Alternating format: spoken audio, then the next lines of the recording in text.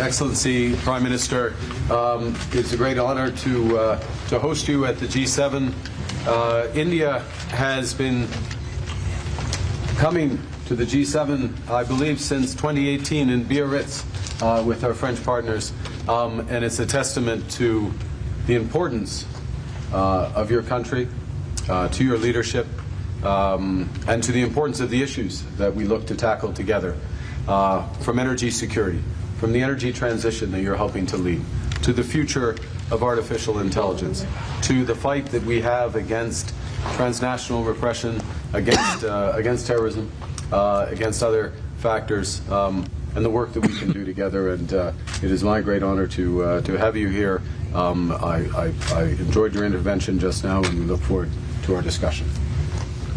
Excellency, मैं आपका बहुत बहुत आभारी हूँ कि आपने G7 में भारत को निमंत्रित किया, और मेरा भी सौभाग्य है कि मुझे 2015 के बाद फिर से एक बार कनाडा की धरती पर आकर के कनाडा के लोगों के साथ जुड़ने का एक अवसर मिला है। भारत दुनिया की सबसे बड़ा लोकतांत्रिक देश है। पिछले दिनों G20 समिट की अध्यक्षता के रूप में भारत ने विश्व के लिए अनेक उपकारक ऐसे इनिशिएटिव लिए हैं।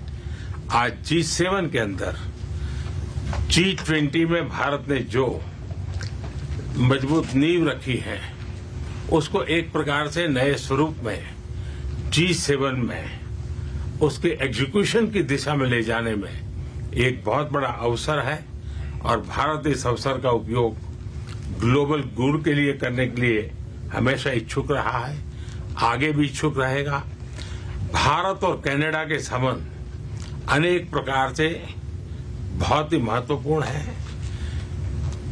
कनाडा की अनेक कंपनियों का भारत में निवेश है। भारत के लोगों का भी कनाडा की धरती पर बहुत बड़ा निवेश है। लोकतांत्रिक मूल्यों को समर्पित कनाडा और भारत मिलकर के लोकतंत्र को मजबूत करना होगा, मानवता को मजबूत करना होगा, हमारे रिसोर्सेज का ऑप्टिमम यूटिलाइजेशन कर करके मानव जात के कल्याण के काम में कैसे ला सकते हैं, उस दिशा में हम प्रयास करते रहेंगे।